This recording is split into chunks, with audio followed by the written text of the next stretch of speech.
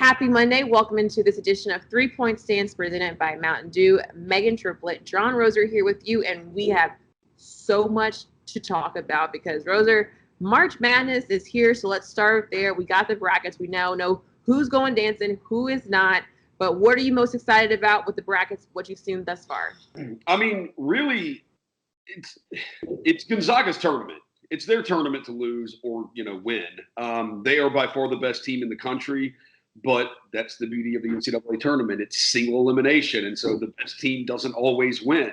Several years ago, a few years ago, Virginia was, I think they were like the number one overall seed in the entire tournament, and they lost in the first round to a 16 seed. So that's the beauty of the tournament. Anything can happen.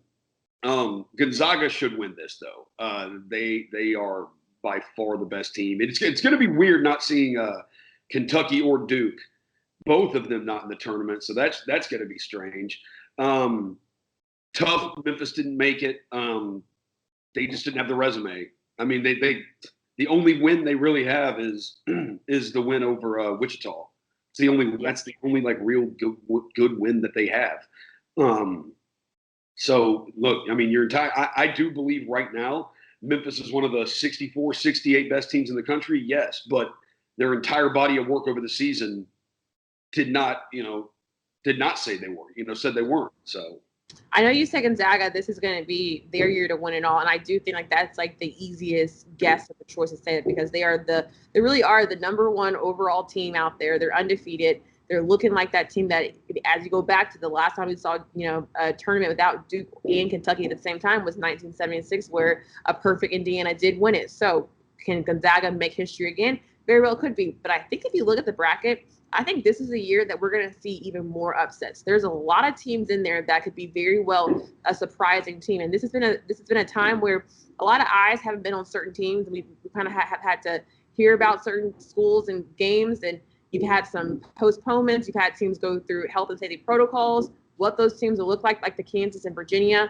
I really do think that this is a year where I know we want Gonzaga to win because they have a talent, but I would not be surprised if Gonzaga doesn't because I'm expecting a lot of upsets. And I'm not sure if you heard, but here on the Rise and Grind show, yeah, y'all love Cleveland State. You got Cleveland State all the way. I've got a different mid-major that's my squad. Now, okay, what's that? They play Wichita State, and my squad is Drake from the Missouri Valley. The unfortunate thing, they're going to be down their two best players. Roman Penn, their starting point guard, first team All Missouri Valley Conference. He's going to be out. He broke his foot, and he's out for the season. And then their leading scorer, Shanquan Hemphill, it's up in the air if he's going to play. He also had a foot fracture back in the beginning of February, and they said it's like 4 to 6 weeks. We're right around that time. And even then, like if it's his first game back coming off a foot injury, you don't really know what to expect. And I'm going to take crap for it on the Chris Vernon show today because, but they're really good when they're healthy, and it's unfortunate that they're going to be down their two best guys. So that would have been that's your Cinderella team. Yes. Okay. All right. Well, love Cleveland. But they're down their two best players. Like, what do you know? You can only do so much when you miss your two best players. Well, can we get you on the Cleveland State bandwagon with us because they're taking on Houston? And as you mentioned, Memphis did not make the NCAA tournament. They are going to the NIT tournament, and all that's because of Houston. And after the last two games we played in Houston, it was just down to the wire. It was frustrating. So please tell me you picked Cleveland State at least on your bracket. Well, I haven't filled out a bracket yet. Okay. But I will do that. I would say the other team to watch out for that I think could win it all, like they have it, is Alabama. Watch out for them. Win it all? They could. If they get hot they shoot a ton of threes. And if they get hot from three, look out. But if they don't, what else do they have? But that's the thing. Like if they don't, they've got a ton of talent. They've got a ton of talent. Well, the Nate Oates thing didn't sit well with me. I didn't like it, so that's probably I'm just kind of like separated myself from Alabama. I didn't like all that hype that he showed at the end of the game. I think you can be hype over it, but I thought it was a little too much. Well, and then the other thing, like does Alabama need a national championship in basketball? Like, come on, they already dominate football. Like, come on, like give somebody else another sport, Alabama. They're loving this. They're not just a football school anymore. They're having this. Hey, look at Arkansas as well. So we got some SEC teams that we did not expect. Like the one team that you really expect, we've gotten some prizes in the SEC. So it's going to be a fun March. I'm really excited. I know that for us to get to this level, to get this far, it's going to be exciting. Now let's move over and talk about the Memphis Grizzlies. They play tonight. They take on the Phoenix Suns at 9:00. But yesterday's game against the Thunder has a lot of people scratching their head a little bit and just kind of shocked and surprised because you went into that game thinking this is going to be a win. They showed their youth yesterday. That was an immature performance. They got up and they started goofing around. And once you start doing that to a team like Oklahoma City, this is how OKC's beaten a lot of teams this year, is teams start messing around with them. And once you turn it off, it is very tough to turn it back on. And the Grizzlies were not able to do that yesterday. They turned it off and they could not get it back. And Oklahoma City was able to turn it on, especially from behind the three-point line. They just all of a sudden started just knocking down shots all over the place. Yes. Thanks to, what's his name, Puszewski? Let's call him Poku. We'll call him that. He literally was just they couldn't do anything. You think about the Grizzlies, 7 players in double figures. You're scoring 30-plus points off turnovers, and you would think that, this is going to be a win, but it still wasn't enough. And now they got to learn from this and move on. John Morant after the game just said, look, we didn't play a full 48 minutes, and they didn't play a full 48 minutes, and it all went down to that fourth quarter. And hopefully you can regroup and get ready for tonight's game on a back-to-back from an early game to a late-night game. All right, Roser, the last topic.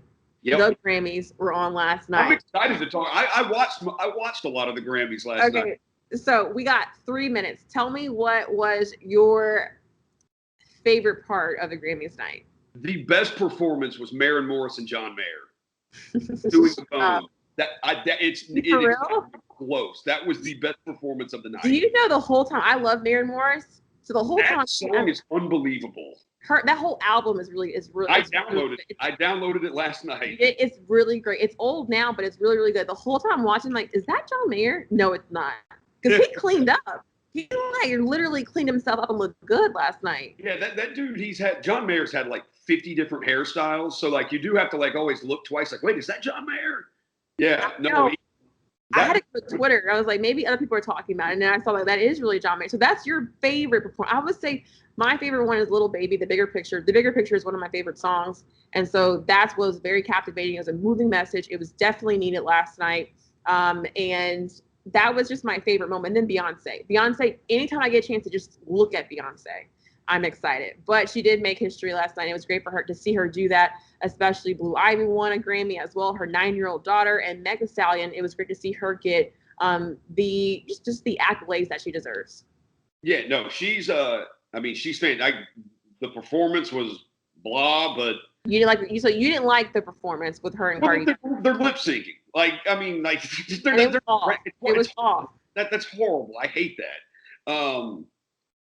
The Lil Baby. All right, that's a great song. He sucks. He's horrible. He is horrible. I do not agree with that at all. He has the worst flow I have ever heard in my life. But we're talking about the actual performance and the song, what he was there for. He did it, right? It's a great song. It is a great song. It should just be rapped by somebody else. No. Okay, how about DaBaby's performance? Because we got to talk about that and the choir. The choir threw me off with Rockstar. I thought DaBaby, I love the all white. Just the choir, it was the funniest moment. I thought, is this a spoof? Am I supposed to laugh? Is the grandma, her shoulders were going, they weren't moving on beat. I was so confused. I missed it.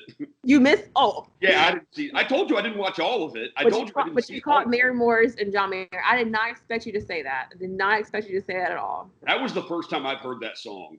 Okay. That song is awesome. That is a good song. That's called The Bones, correct? That's The Bones. Everyone, go check it out. Thanks for watching this edition of 3 Point Stance presented by Mountain Dew. We'll be back next week. Roser's going to listen to Maren Morris all week, so that should get you excited.